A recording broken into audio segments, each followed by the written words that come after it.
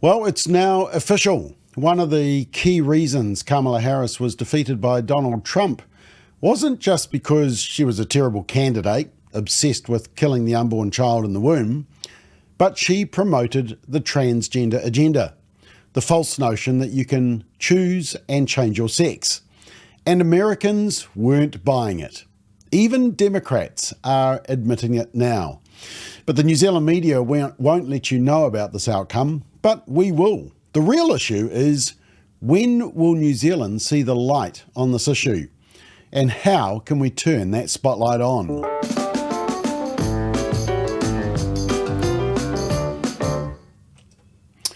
So this advertisement, this 30-second advertisement that I'm going to show you, is believed to be the one that swung the election in Trump's favour. Have a watch. He murdered a father of 3, sentenced to life in prison. Kamala Harris pushed to use tax dollars to pay for his sex change. I made sure that they changed the policy so that every transgender inmate would have access. It sounds insane because it is insane. Kamala was the first to help pay for a prisoner's sex change. The power that I had, I used it in a way that was about pushing for the movement, frankly, and the agenda. Kamala's agenda is they, them, not you. I'm Donald J. Trump, and I approve this message. She's for they, them. Trump is for you. Now, Kamala was given the opportunity to respond to her policy and this advertisement in an interview on Fox News, of all outlets. I don't think a left-wing outlet would have even challenged her on the policy because they loved it. But did Kamala tone down the radical nature of her policy and its implications? Nope. She dug deeper. She ducked. She dived. She diverted from the question. Have a watch. Taxpayer dollars to help prison inmates or detained illegal aliens to transition to another gender. I will follow the law, and it's a law that Donald Trump actually followed. You're probably familiar with, now it's a public report, that under Donald Trump's administration, these surgeries were available on a medical necessity basis to people in the federal prison system. And I think, frankly, that ad from the Trump campaign is a little bit of like throwing, stones when you're living in a glass house. The Trump aides say that he never advocated for that prison policy and no gender transition surgeries happened during his presidency. You got to take responsible for what happened in your administration. Yeah, no surgeries happened in his presidency. It's in black and white. Would you still advocate for using taxpayer dollars for gender reassessment surgeries? I will follow the law, just as I think Donald Trump would say he did. You would have a say as president. Like I said, I think he spent $20 million on those ads trying to create a sense of fear in the voters because he actually has no plan in this election that is about focusing on the needs of the American people. Yep. Now, meanwhile, across town, the candidate was, apparently all women were instructed to hate this candidate, but the candidate, Trump, was winning a room full of women with a common sense policy and approach to all this madness. Move to a big campaign issue. I don't know if many people thought this would be where we are at this point, but in the election and in this country, transgender issues have become a focal point in races up and down the ballot. How many of you are worried about biological men and boys competing against women and girls in sports? Just show me. That's almost that is the entire room. And I know you have a question. I do. By the way, excuse me, it's so crazy. It's so crazy. Your question, your name, and your hometown. My name is Linda, and I'm from Milton, Georgia. Good. But originally Brooklyn, New York. Oh, wow. I'd get that good. in there. My question is, how do you plan on addressing the transgender issue in women's sports? I have 9 grandchildren, 6 of them female, all playing sports, and we are very concerned for their safety, not just on the field and the courts, but in their locker rooms as well. Right. It's such an easy question, and everybody in the room, and you know that answer, we're not going to let it happen. You look, just yesterday, they had a volleyball match. Did you see that? Yeah. Where a person that transitioned, okay? We have to be very careful because this can terminate your political career if you say it's slightly off, all right? But transitioned from man to female and was on a volleyball. And I saw the slam. It was a slam. I never saw a ball hit so hard. Hit the girl on the head. But other people, even in volleyball, they've been permanently, they've been really hurt badly, women playing men. But you don't have to do the volleyball. We stop it. We stop it. We absolutely stop it. You can't have it. It's a man playing in the game. I mean, physically, from a muscular, even if it was a little bit less, maybe they do all sorts of tests and drugs and everything else. Look at what's happened in swimming. Look at the records that are being broken. So how do you stop it? Do you go to the sports leagues? Do you go to the Olympic councils? You just ban it. The president bans it. You just don't let it happen. That was pretty simple, wasn't it? Well, the votes are in, and we know who won, and we know who lost. Kamala lost, women won, and, the unborn children also won. But even the politicians, the Democrats, are starting to admit that the transgender policy was problematic. But even more incredible is that the left-wing media are admitting it. The Washington Post, MSNBC. I mean, you can't get more radical left than those two outlets. But have a listen to what they had to say. The Washington Post, Matt Bai, writes in part, I do think the prosecutions fed a narrative of Trump as a victim. I also think Democrats dug themselves into a hole on cultural issues and identity politics. Trump's vicious transgender ad in the closing weeks, she's for they, them, he's for you, was probably the most effective of the cycle. I think that probably landed with a lot of traditionally Democratic voters who feel like the party is consumed with the cultural issues, while the economic issues don't really change. I think people needed a reason to feel good and hopeful about voting for her, and absent that, a lot of frustrated voters apparently decided to go with the guy who wants to burn it all down. It's having an impact from, again, the trans ad to the athletics. And by the way, as we've said on the show 1,000 times, Democrats should be smarter on the women's athletics thing. 85% of Americans oppose men transitioning after puberty and competing against women. And I'm not just saying this the day after the election. I've been saying this for years. This is not that loud though. Now, not all left-wing media are that bright or can sort of come to a conclusion based on what's quite clearly obvious in the result of the election. Jen Psaki, she used to be the White House spokesperson for President Biden. She said, well, it's an issue, but not that much of an issue. Now, have a watch. The funny thing is that the images at the start show the radical examples and contradict exactly what she's saying. But her argument is basically that there's not many examples.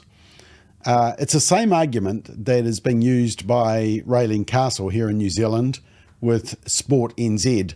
And it was the same argument that Chris Bishop, the Minister of Sport, made when there was a petition presented to him until Roe Edge, our friend from Saving Women's Sports Australasia, went and showed all the examples. There are plenty of examples. The problem is when competitors or teams speak up, they get labelled transphobic. And as was the example of some football teams in Australia and the US, they get suspended for expressing concerns. But have a watch what Jen Psaki does. She tries to defend it. Over and over again in those ads and throughout right-wing media is this idea that America is faced with a crisis of boys playing in girls' sports. Now, these ads created this perception that the issues of trans kids playing sports was dominating schools across the country, which is completely false.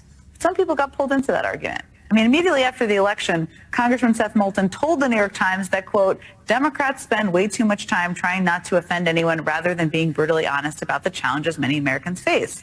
I have 2 little girls. I don't want them getting run over on a playing field by a male or formerly male athlete. But as a Democrat, I'm supposed to be afraid to say that. Yep. And then last weekend, Congressman Moulton came on this network to discuss those comments.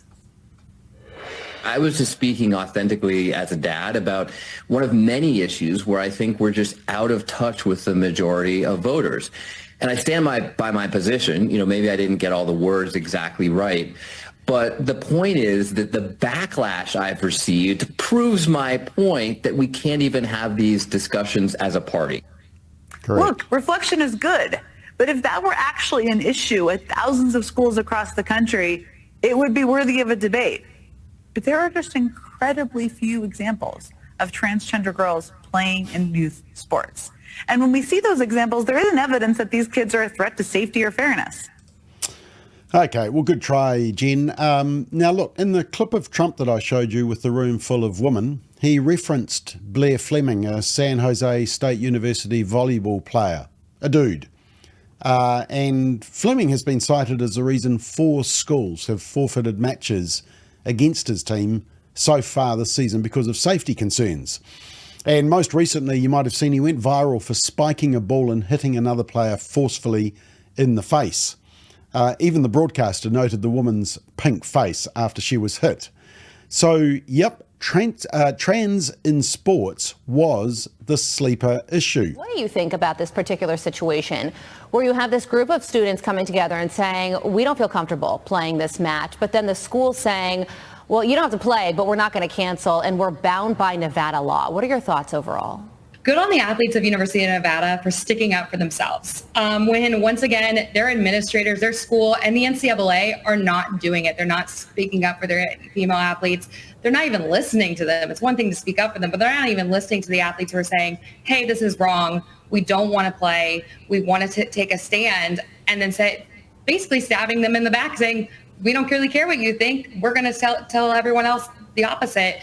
And rather than the NCAA and their university ensuring sex-based sports to keep female sports female, they're turning their back on their own female athletes, which is really disheartening and disappointing, as I've always felt like I had my admins on my side. For those athletes not to have that really, really does hurt. So Wall Street Journal has an op-ed out, and they say that transgender sports is the 2024 sleeper issue. You know, obviously This election is about the economy, the border, abortion, but especially in these down ballot races, the number of attack ads against Democrats like Sherrod Brown out in Ohio, who's being accused of supporting biological men in women's sports. I mean, you can't turn on your TV in Ohio without seeing one. So what do you think about that? Do you think that this is the sleeper issue which would cut against Democrats this election cycle? I don't think Democrats realize that so many people are on the side that female sports should remain female, and that's on them for not recognizing it. We talk to people on both sides of the aisle. We've been a part of the Our Bodies, Our Sports coalition that has people and organizations from both sides of the spectrum, and for them not to listen to women on this issue is just to neglect women in general, because it's not just women's sports, it's women's spaces like prisons, locker rooms, dormitories, scholarships for academics. It spans so much more than sports, and that's why I think sports is like the gateway issue to talk about women's spaces in general, and Democrats are just ignoring that. Yeah, you know, Gallup has a poll out. 70% of Americans told them transgender athletes should only be allowed to compete on sports teams that conform with their birth genders. Well, there you are. Now, the United Nations, not exactly a right-wing organisation, recently revealed that a staggering 900 medals had been robbed from women by trans athletes around the world in 29 different sports. I mean, this is a disgusting, systematic global abuse of women's rights, but I bet you didn't hear about that UN report from the mainstream media. We all know what the media think about helping our children change their sex and trying to be transgender. For the past decade, they've promoted the whole issue. In fact, here's a blast from the past. Back in 2013 and 2015, I was on One News and 3 News expressing concern for the trend, but getting rubbished for it. Planning have been constantly arguing that they need to get in at a younger and younger age, and this is not just New Zealand based, this is international based. These groups want earlier access to kids. They want to discuss gender identity. Most people would raise their eyebrows and say, well, surely you know what your biological sex is. Other guidelines include reviewing toilet spaces and making sport less gender specific. Family First believes the guidelines are too extreme. Yeah, back in 2013 and 2015, more than 10 years ago, we started on this. We also published 2 reports warning of the consequences. This one, boy, girl, other, and a paediatrician wrote this report for us, Children Transitioning, saying exactly what it involved. Now, we can actually see the common sense that the US have recognised returning to New Zealand, but there is a blockage, and I'll show you that in a minute. But look, there's been a number of polls. A poll earlier this year found strong support for a ban on puberty blockers and also support for a ban on the use of gender affirmation chemical and surgical treatment for under 18s. It was done by Courier Market Research. Yes, we commissioned it, but it was an independent poll. And so here's a couple of the results. Firstly, the UK Health Service has stopped the use of puberty blockers which begin the transgender process. Do you support a similar ban in New Zealand? And 62%, almost 2 out of 3 respondents supported banning puberty blockers for children aged 16 or younger. Just 19% opposed. A further 19% were unsure or refused to say. But just note down the bottom of those two towers there, opposition to puberty blockers has grown since 2020 when we did a similar poll, when there was 51% support only for a ban. Now, the NHS in the UK now says that puberty blockers are not available to children. And also you've had a number of reports coming out. Remember, our puberty blockers, we prescribe them 10 times as frequent than in the UK. And in July 2022, the FDA in the US, the Food and Drug Administration, put out a warning label about the risk of puberty blockers, saying that they could experience severe symptoms. The kids who were all biologically female, they suffered from symptoms of accumulate masses in the brain, visual disturbances, seeing bright lights that aren't there, headache or vomiting, swelling of the optic nerve, increased blood pressure, and eye paralysis, which, doesn't sound too healthy, does it? We also asked respondents, some people have proposed banning puberty blockers, cross-sex hormones, and physical sex change for children under the age of 18. Would you support or oppose? A majority supported it, 53%. Just 24% opposed, 23% were unsure.